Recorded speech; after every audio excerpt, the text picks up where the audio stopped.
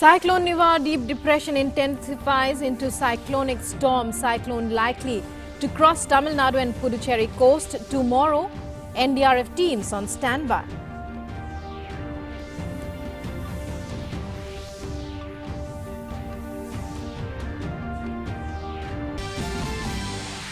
India's war against coronavirus intensifies. Recovery rate continues to be above 93%. Union Home Minister Amit Shah inaugurates first RT-PCR mobile testing van in Delhi. Cost of testing will be borne by ICMR. Many states including Delhi, Rajasthan, Gujarat and Maharashtra take strict steps.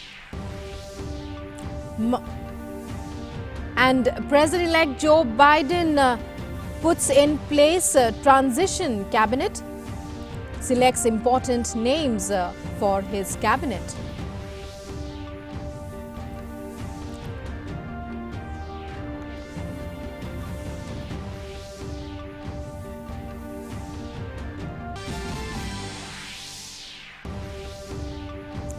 War against corona intensifies across the world as well, even as news of a vaccine is in the horizon.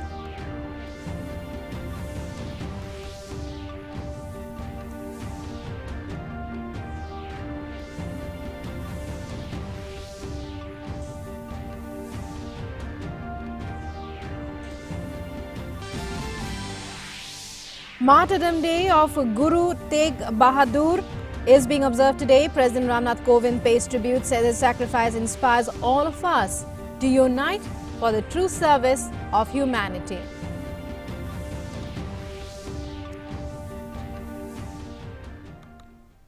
Hello and welcome to this edition of the news. I'm Rukmaina. Top story.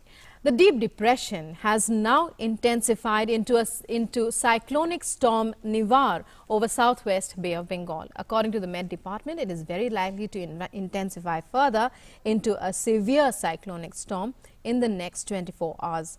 Further, it is very likely to cross Tamil Nadu and Puducherry coasts between Karaikal and Mamallapuram around Puducherry tomorrow evening as a severe cyclonic storm with a wind speed of 100 to 110 kilometers per hour, gusting up to 120 kilometers per hour.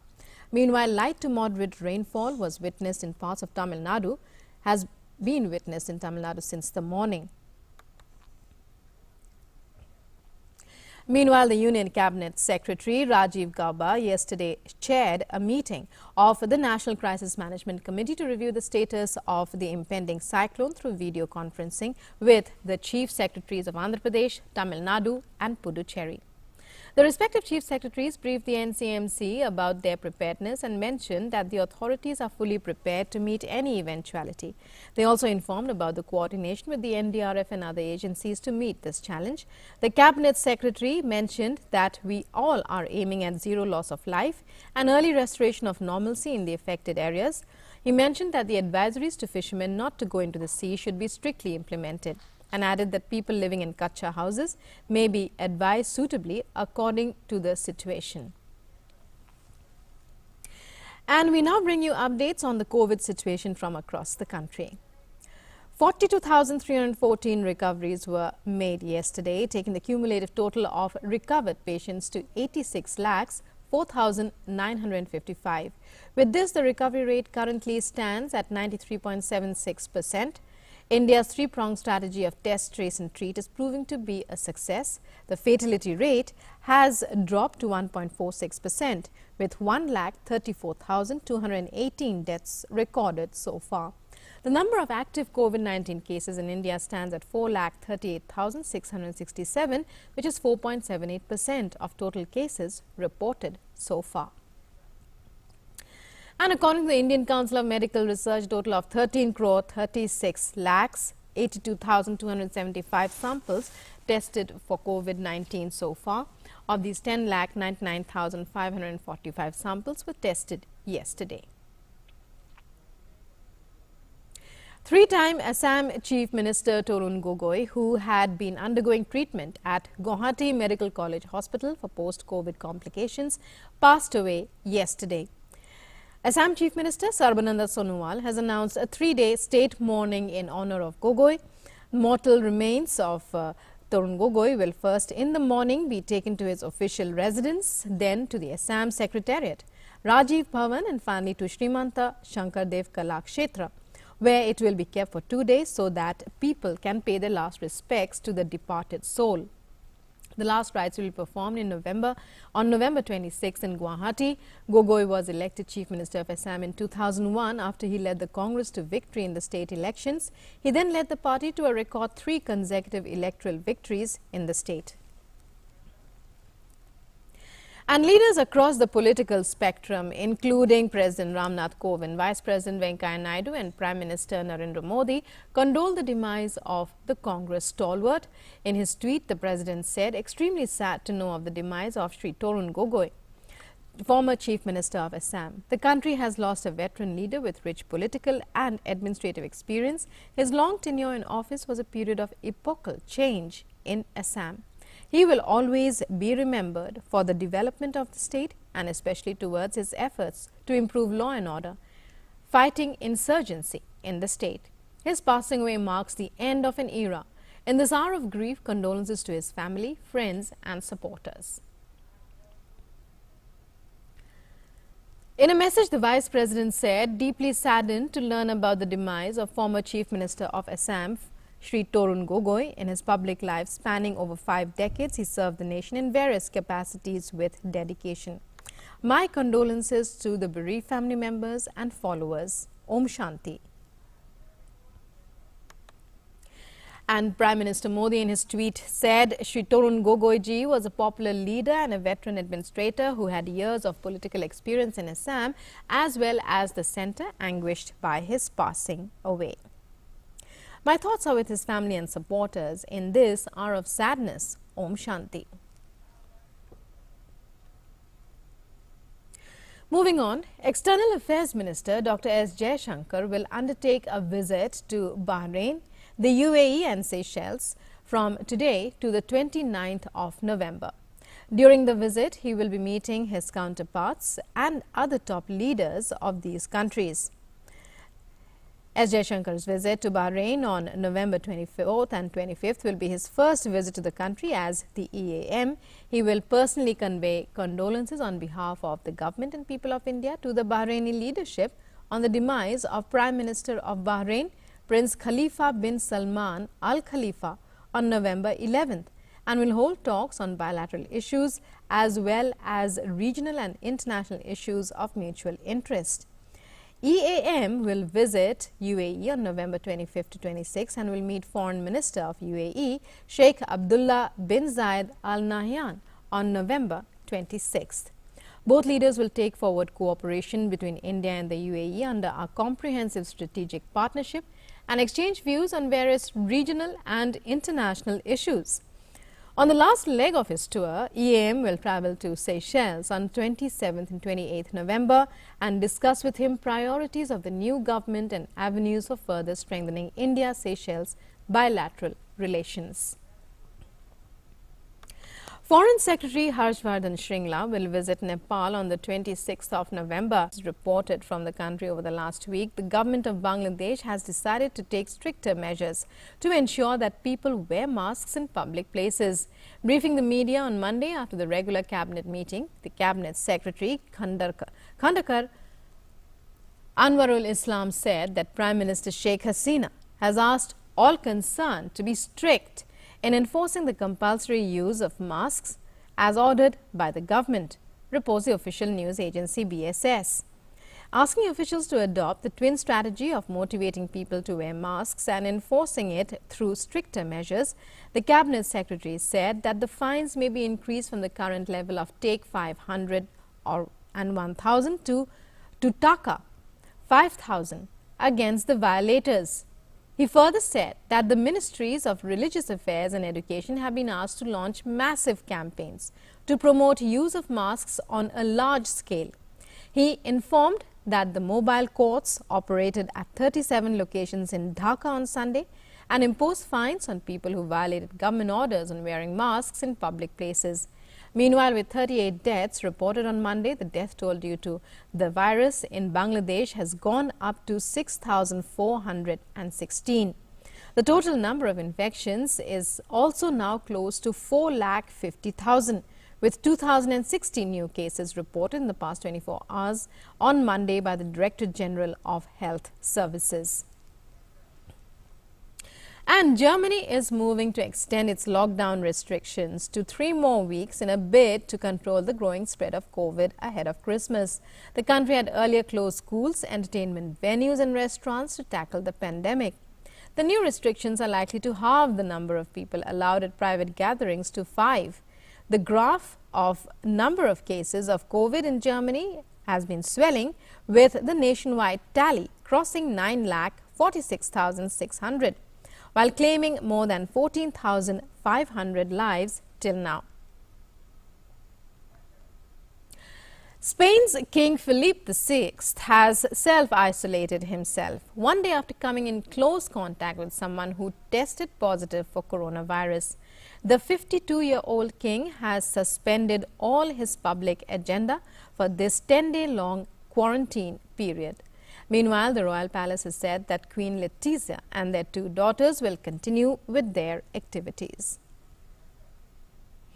Restaurants have reopened in Spain's Barcelona after COVID-19-induced closure, as Catalonia is easing restrictions in a phased manner, although a nighttime curfew would remain in place. The region has also reopened theatres, cinemas, music halls and outdoor sports facilities with a 50% maximum occupancy. Catalonia was the first Spanish region to fully close restaurants amid the second COVID wave in mid-October, and is the first to put them back to work as the pandemic ebbed. Spain has over 16,06,900 cases of COVID, while the number of fatalities stand above 43,000.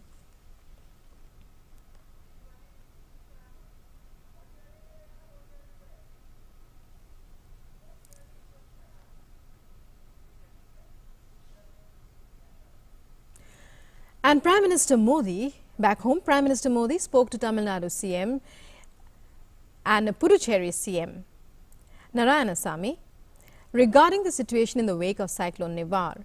He assured all possible support from the centre and said he was praying for the safety and well-being of those living in the affected areas.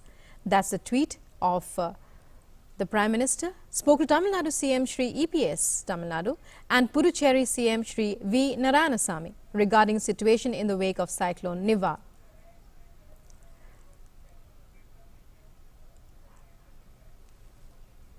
Assured all possible support from the centre. I pray for the safety and well-being of those living in the affected areas. Joining us now is our correspondent Philip Matthew on the phone line. Philip, once again coming to you regarding the impending cyclone. The next 24 hours very crucial. Prime Minister Modi assuring the states, both Puducherry, assuring both Tamil Nadu and Puducherry of all possible support. That's right. In fact, Rukma, the Prime Minister was very quick to offer all necessary assistance to both the state governments of Puducherry as well as Tamil Nadu. In fact, it must be said that the NDRF moved very quickly yesterday to station 12 teams across the state, 6 in Cuddalore, which is expected to take the brunt of the cyclone as of now, and of course 2 in Puducherry and the rest spread out across other locations. So there are 2 teams also on standby. So clearly the centre putting in its best possible efforts to ensure that the aid services are utilized to the maximum possible in the aid of the state government and the state authorities. The state's Chief Minister Edappadi Palanisaami has already held review meetings with officials and is continuing to keep in touch with the district collectors in the affected areas which are likely to be impacted by the cyclone, and all efforts are underway to ensure that people in low-lying areas are evacuated and moved to government camps. Arrangements have also been made to provide necessary food and other essentials to them. The emergency response teams are also on standby to ensure that rescue and relief are provided immediately, and that road and the communication networks are re-established as soon as the cyclone crosses the areas that are in its path. So that clearly is the attempt is to ensure that there is minimum loss of life, and that the damage to property as well as to livestock is minimized to the maximum extent possible. Right. Well, as far as we understand from what the IMD has said, the next 24 hours are very crucial. The cyclone expected to make landfall by tomorrow evening. But from what we heard from you, Philip, the weather has already started taking a turn for the worse. Absolutely, Rukma. In fact, it's, even as I speak to you, it's currently snowing in Chennai. We don't know for how long this will continue, but it's expected to get worse because, the weather offices forecast not just heavy showers today, but extremely heavy showers tomorrow as well. So as the cyclone approaches the coast. So clearly the weather is not expected to improve, at least for a couple of days. It could actually get much worse. And for the moment, at least, the Met officers sounded an alert and asked all the fishermen to stay away from the sea. All the people have been, children in particular, and adults have been asked to ensure that they stay away from water bodies which are likely to surplus in these, in this kind of downpour. And the PWD department is also keeping an eye out. For all the storage reservoirs in the city are likely to get filled up pretty soon if this rain continues for a while. So the PWD is also keeping a watch on the water level in all the dams that supply water to Chennai city.